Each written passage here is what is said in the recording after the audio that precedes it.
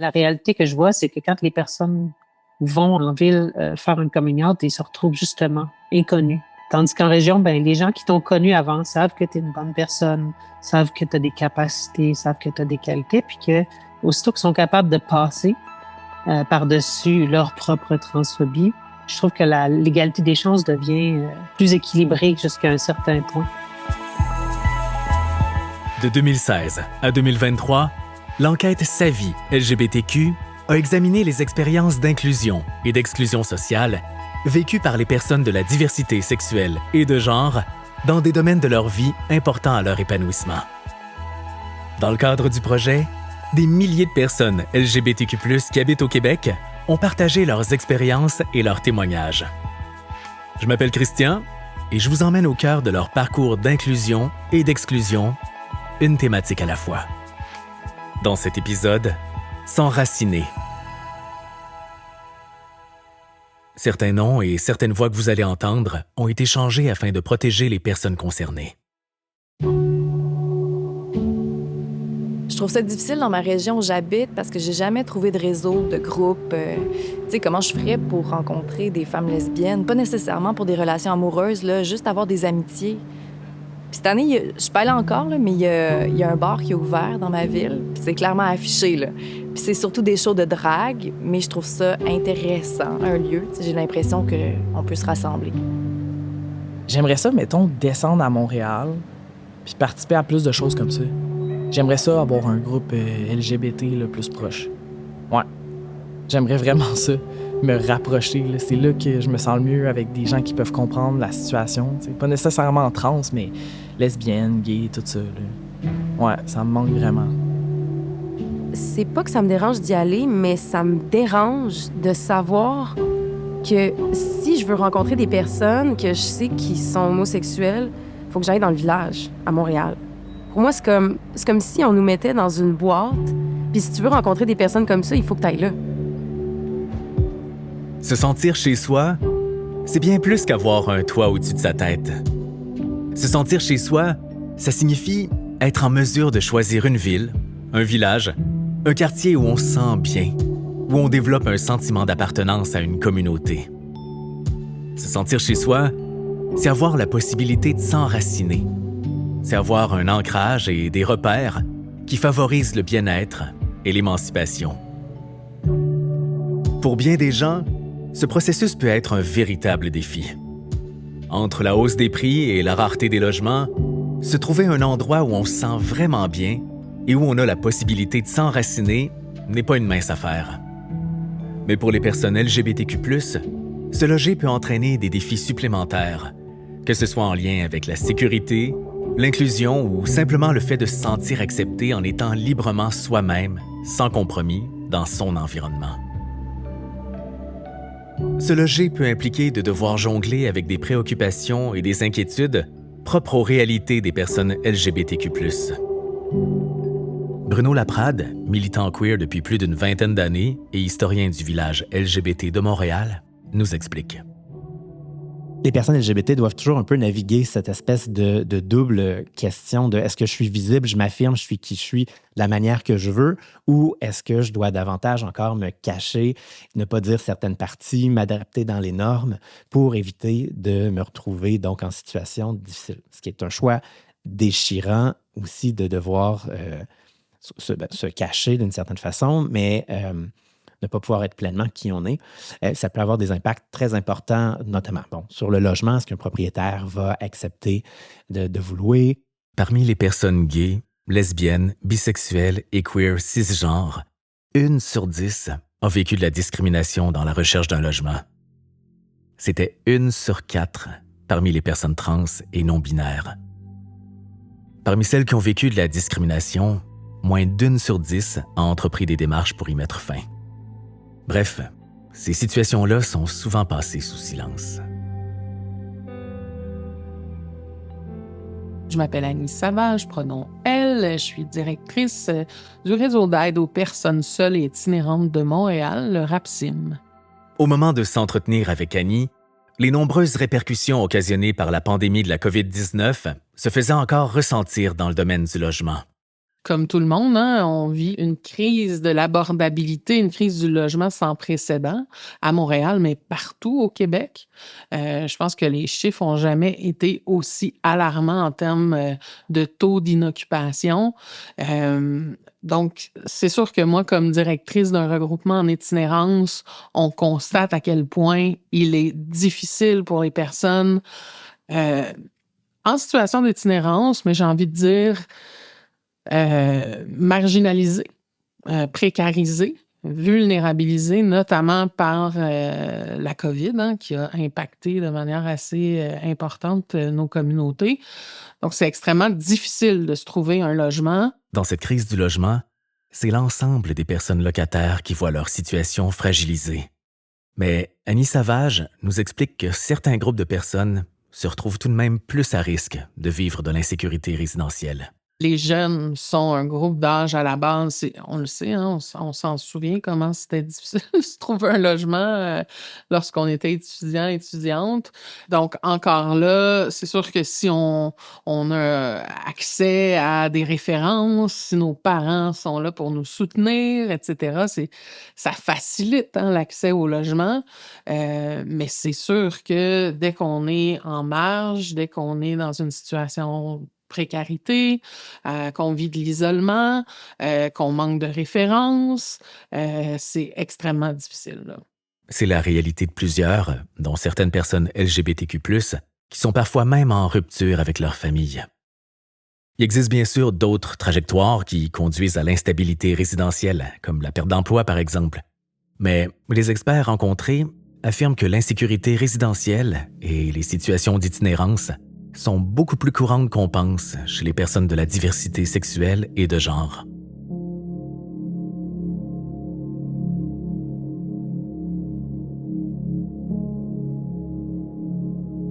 Parmi les jeunes en situation de rue, les études canadiennes et états-uniennes estiment effectivement que 25 à 40% sont des jeunes LGBTQ+. Julia, une personne non-binaire transféminine qui a déjà vécu une situation d'itinérance, a généreusement accepté de nous partager son histoire. Pour préserver son anonymat, le témoignage de Julia a été interprété. Je fréquentais des saunas gays à Montréal. Je dis que j'étais itinérante.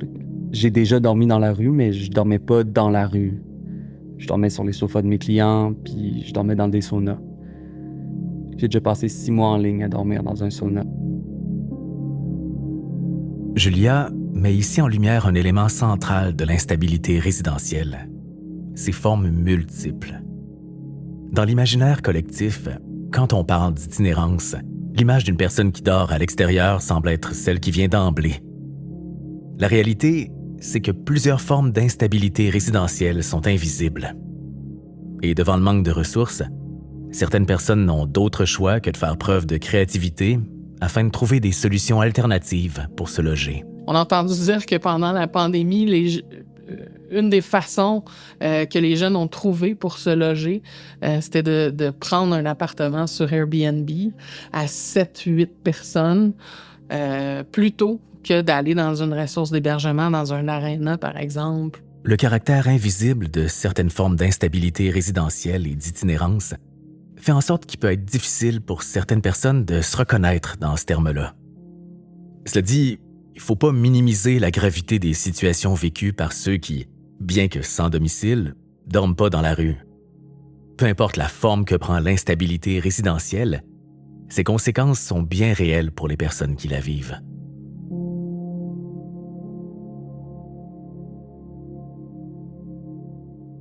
Parmi les 5000 personnes LGBTQ+, de 18 à 86 ans qu'on a sondées, près d'1 personne sur 10 a vécu une période pendant laquelle elle n'avait pas d'endroit où dormir.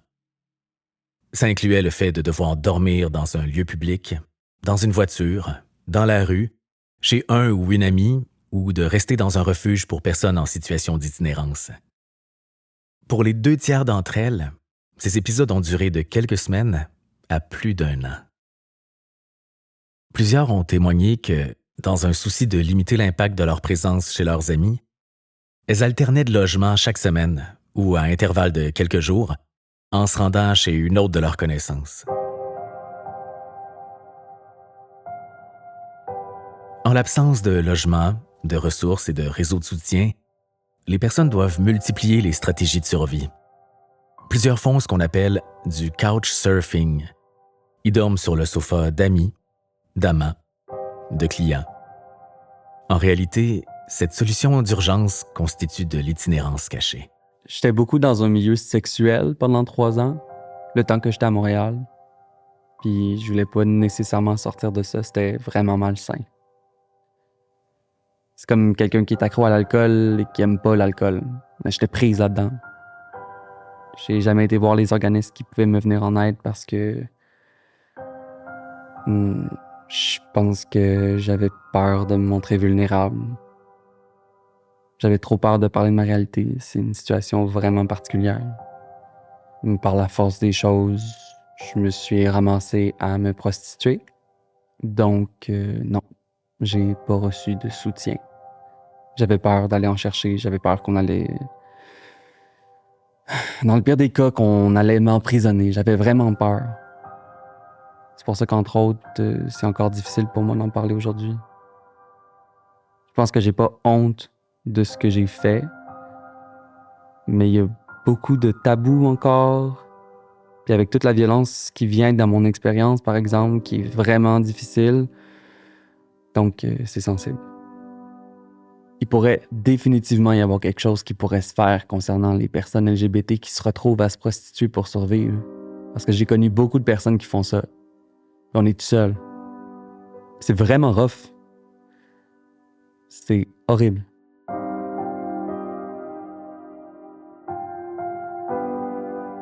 L'expérience de Julia lève le voile sur une faille organisationnelle bien réelle, l'absence de ressources en itinérance qui prend en considération les réalités des personnes LGBTQ+, et leurs besoins spécifiques.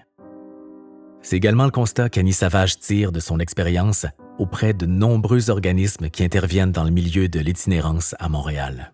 C'est extrêmement important de créer des ponts entre le milieu LGBTQ+, et le milieu communautaire en itinérance.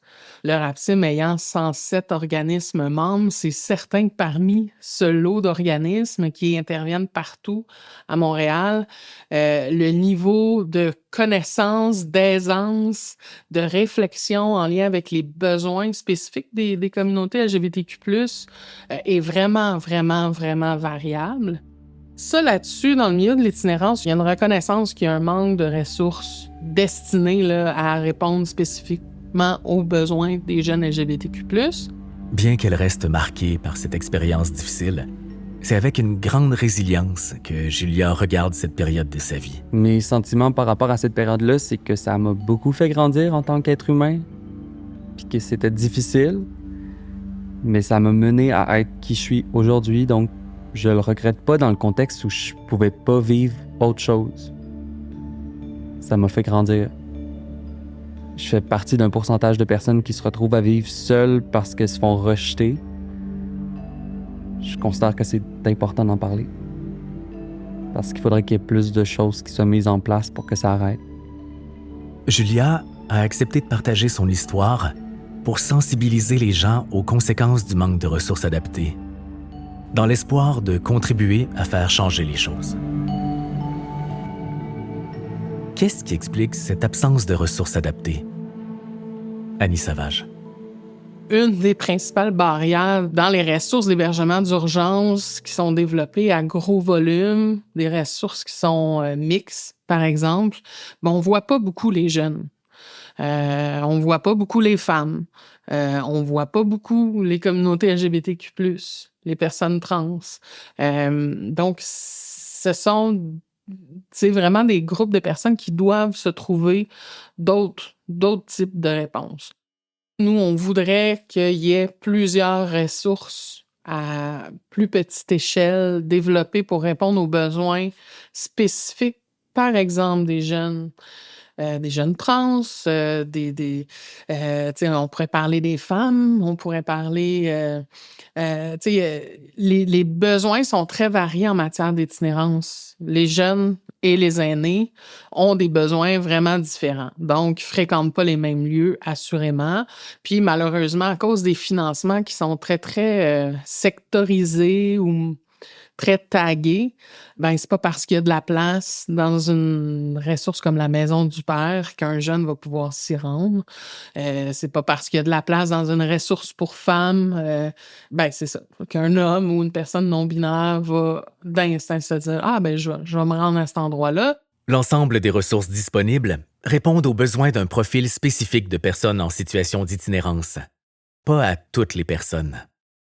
Le mode de financement laisse très peu de marge de manœuvre pour élargir la gamme de services qui permettraient de répondre aux besoins de différents groupes de personnes, notamment les personnes LGBTQ+. Est-ce que la solution vient dans la création de lieux ou de ressources spécifiques ou elle vient dans la formation continue, la sensibilisation pour que l'ensemble des milieux soient capables et adéquats pour ce qui est de l'accueil? Puis, tu sais, le danger aussi que s'il y a une ou des ressources spécifiques, ben que l'ensemble des autres ressources se déresponsabilisent et envoient systématiquement les personnes LGBTQ+, vers ces lieux.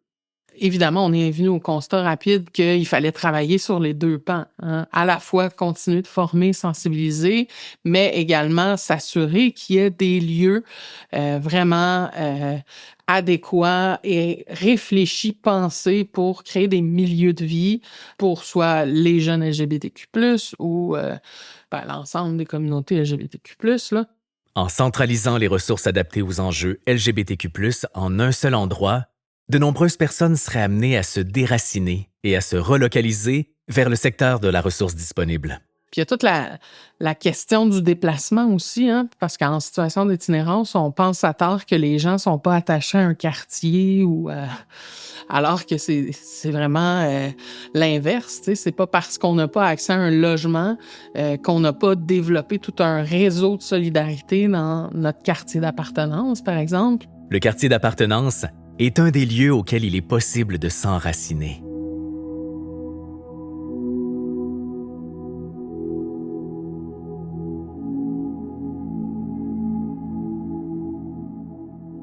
On est tous des personnes avec de multiples facettes et donc pour s'épanouir, oui, on a la partie de l'orientation sexuelle, l'identité de genre qu'on veut développer, qu'on veut explorer, mais on a aussi donc nos besoins de base. On veut être logé, on veut être nourri, on veut travailler, on veut s'épanouir. Les personnes LGBT sont diverses personnes, donc gays, lesbiennes, trans, et donc en fonction de cette positionnalité-là, évidemment, on ne vivra pas les mêmes expériences. Ensuite, quand on parle de sécurité dans un quartier, c'est quelque chose qui est très intime, c'est un sentiment de sécurité. Nos données montrent que le degré d'attachement des participantes et participants à leur quartier varie en fonction de leur profil. Une personne sur 5 se sent fortement liée à son quartier, un groupe qu'on a qualifié de tricoté serré, tandis qu'une sur 4 apparaissait comme désaffiliée et moins connectée à son environnement immédiat. La majorité des personnes se situaient entre ces deux extrêmes. Les personnes les plus privilégiées, notamment en termes de revenus, sont généralement celles qui se trouvent dans le profil tricoté serré. Elles se sentent à l'aise de fréquenter des lieux LGBTQ+, sont plus ouvertes sur leur orientation sexuelle ou leur identité de genre auprès de leurs voisins et elles jouissent d'une meilleure santé mentale et d'un plus grand sentiment de sécurité dans leur quartier. En revanche, le sentiment de solitude semble s'intensifier à mesure qu'on s'approche du profil désaffilié. C'est dans ce groupe-là qu'on trouve une plus grande proportion de personnes jeunes, en situation de précarité financière, ou issues de groupes minorisés en raison de leur identité de genre ou de leur ethnicité.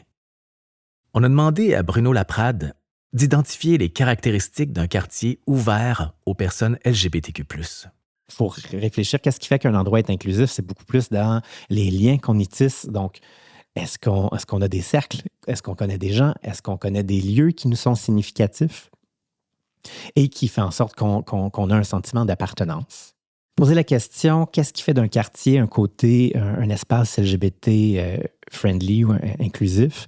Demande peut-être qu'on déconstruise certains constat en premier. D'abord, il faut faire attention parce que des fois aussi, ça vient avec des formes d'oppression intériorisée. Donc, les quartiers où il va y avoir plus de pauvreté, les quartiers où il va y avoir une plus grande concentration de personnes racisées vont parfois être nommés comme étant moins inclusifs, ce qui est donc un des préjugés envers ces endroits-là. La façon la plus importante, peut-être, de rendre des quartiers inclusifs, c'est de rendre la capacité d'avoir des habitations à loyer abordables. Les personnes LGBT ont souvent des salaires moins élevés, vivent plus de discrimination. Il y a toute la question donc des familles, être capable d'avoir des espaces aussi où les familles sont accueillies. Donc, on le voit, en plus, les gays sont souvent associés à une forme de gentrification des quartiers où finalement, en se transformant, les quartiers deviennent même plus abordables pour les gays eux-mêmes, comme c'est un peu le cas avec le village en ce moment. Donc, si on veut garder des quartiers inclusifs, on a besoin de ramener du logement abordable. C'est une des choses les plus importantes, je crois.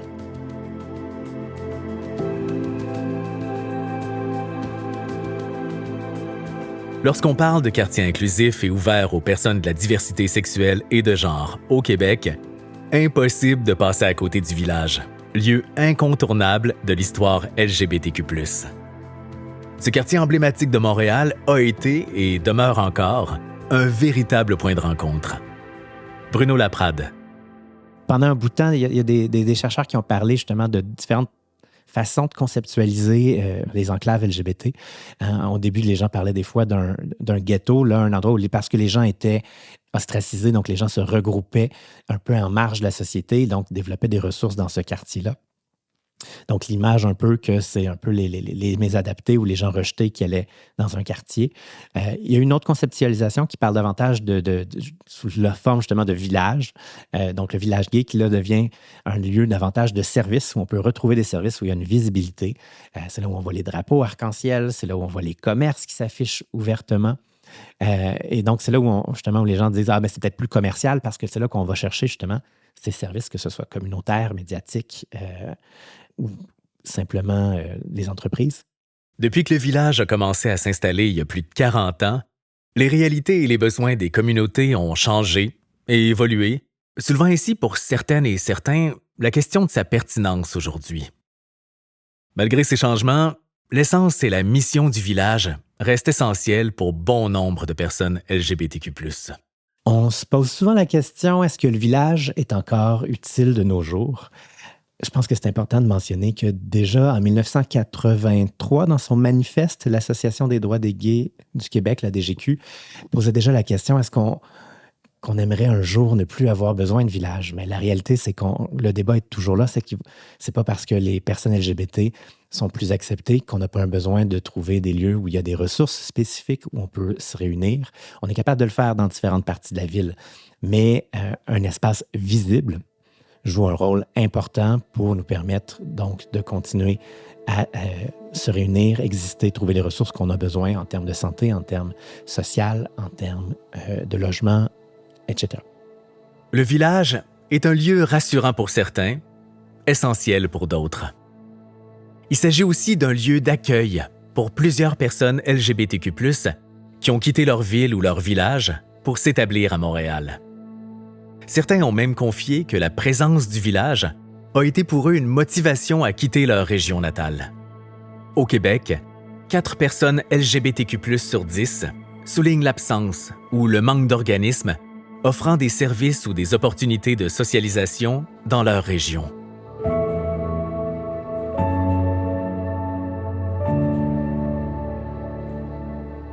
Vivre en région peut comporter certains défis.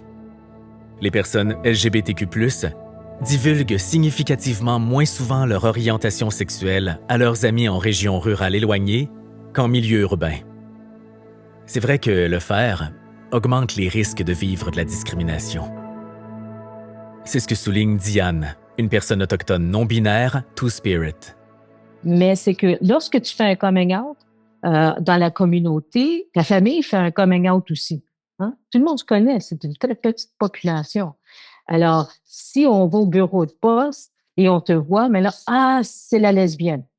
Hein? C'est la lesbienne de la communauté. Alors, tu es identifié de cette façon. Et souvent, ce qui arrive, c'est que les individus qui cherchent vraiment à faire un lien avec leur sexualité ou leur genre ou la différence qu'il y a en eux, vont quitter leur communauté et souvent aussi parce que c'est nécessaire en termes de sécurité personnelle. Alors, il faut absolument quitter tout ce qu'on connaît et tout ce qui nous rattache à la terre et à la communauté, aux traditions, à la culture pour être capable de faire une exploration de son identité. Alors, ça devient, oui, isolant, parce qu'on s'isole de cette façon. Fait que même dans un centre urbain, on est isolé. Pour certaines personnes, l'anonymat qu'offrent les centres urbains leur permet de faire leur dévoilement sans que l'ensemble du milieu de vie soit au courant. Pour d'autres, c'est plutôt la possibilité d'être visible qui favorise leur épanouissement. Et l'une des valeurs les plus importantes pour nous, c'est pas juste pour nous comme personnes autochtones, mais pour nous comme êtres humains, c'est cette capacité d'avoir ou de développer une relation avec des gens, avec autres que nous, à l'extérieur de nous, que ce soit des gens, que ce soit la nature, que ce soit tout ce qu'il y a en création. C'est exactement ce que Vivre en région nous permet de faire. Parce que le fait qu'on vit rassemblés ou de tout près, on devient visible. Et avec cette visibilité, on peut développer alors un sens d'appartenance. On peut faire partie de la vie qui existe dans nos régions. Inversement, pour certaines personnes, vivre en région présente la possibilité de faire partie d'une communauté où les relations interpersonnelles sont quotidiennes. Cette proximité leur offre une importante source de soutien, particulièrement pendant la période d'affirmation de leur identité. C'est notamment le cas de Mme Claude Amiot, résidente de Shipshaw au Saguenay. Combien de fois que jusqu'à maintenant que j'ai eu à rencontrer des gens qui me posaient des questions, qui étaient en région puis qui me disaient « Ah, on m'en allait dans la grande ville pour faire ma transition. » J'ai dit « Pourquoi tu fais ça? » « Personne ne me connaît. » « C'est en quoi? Tu as besoin de support dans ta transition. Tu as besoin de... Reste chez vous, tu vas faire un saut. Comment ça peut être? » Et je peux dire, j'en ai plusieurs qui finalement voulaient changer de travail et qui ont décidé, oui, effectivement, je reste chez nous. Puis ils ne perdent pas leur amis. Au contraire, on a des gens pour nous appuyer, pour nous aider, prendre soin de nous même. Élise, établie aux îles de la Madeleine, raconte de façon très touchante le soutien qu'elle a reçu de sa communauté à travers son processus d'affirmation. Moi, j'ai une entreprise aussi, je fais de la bière, puis j'ai un bar. Puis là, tous les ans, on lance les nouvelles bières de l'année, puis on se réunit, on remplit le bar. C'est l'anniversaire de la microbrasserie, c'est un super beau moment de fête, incroyable, tu sais. Pour moi, il y a bientôt 6 ans, ça a été le moment où j'ai choisi de faire mon coming out public. C'est l'euphorie, tout le monde tripe, c'est vraiment beau, tout le monde a un verre de bière à la main. Puis là, je dis aux gens, vous savez, la bière que vous tenez entre vos mains, elle a été brassée dans la douleur, dans la honte, dans le rejet, dans la dépression. Et là, tout le monde regardait son verre de bière. Aujourd'hui, j'ai choisi de vous annoncer que j'aimerais ça commencer à vivre. Puis, j'ai choisi de me dire que vous avez plus un maître brasseur, vous allez avoir une maître brasseuse. Puis je choisis de faire une transition au lieu de rester malheureuse. J'ai pas le choix.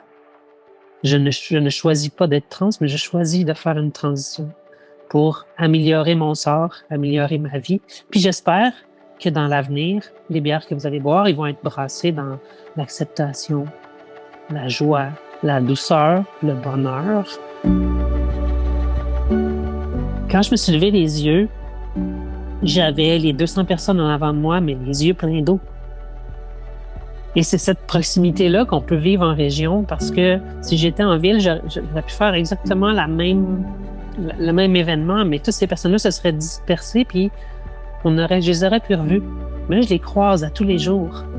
Puis ça m'a permis de leur dire « Hey, si vous avez des questions, venez me voir, on va en parler. » Et ça ouvre une plus grande proximité, une plus grande capacité à juste parler aux gens. Puis ça a empêché aussi ce qu'on appelle chez nous des palabres, là, des racontages un peu partout. Ça a empêché que les racontages partent puis que ça devienne un peu n'importe quoi. C'est resté très simple, c'est resté très fidèle au message. Puis je pense que c'est des belles choses qu'on peut vivre en région, en fait, la proximité des gens.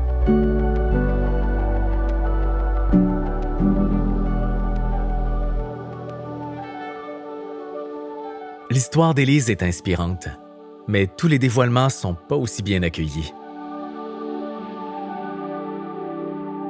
il est bien de faire une plus grande place aux voix des personnes de la diversité sexuelle et de genre qui décident de vivre en région. Leur réalité n'est pas diamétralement opposée à celle des personnes qui habitent les grands centres urbains. Il y a place à de la nuance dans la discussion. À ce sujet, Joanie, qui vit à Rouyn-Noranda, a su trouver les mots justes. Souvent, j'ai déjà dit à des amis, l'important, c'est pas que tu restes ou que tu partes, c'est que tu partes pour les bonnes raisons et que tu ne restes pas pour les mauvaises raisons. Donc, c'est de suivre son cœur, c'est de voir exactement est-ce que je vais vraiment être mieux ailleurs si, au final, ce avec quoi je suis pas bien, c'est avec moi-même. Sa vie LGBTQ est un projet de la chaire de recherche sur la diversité sexuelle et la pluralité des genres de l'Université du Québec à Montréal. Il a été financé par le Conseil de recherche en sciences humaines du Canada et a été développé avec la collaboration d'organismes communautaires, de syndicats et d'institutions publiques et parapubliques et de chercheurs universitaires, sans lesquels rien de tout cela n'aurait été possible. L'équipe tient à remercier toutes les personnes qui ont généreusement partagé leur savoir et leurs histoires de vie, sans qui la réalisation de ce balado n'aurait pas été possible. Pour consulter l'intégralité de la recherche Sa vie LGBTQ, rendez-vous sur le site web du projet, disponible dans la description de cet épisode.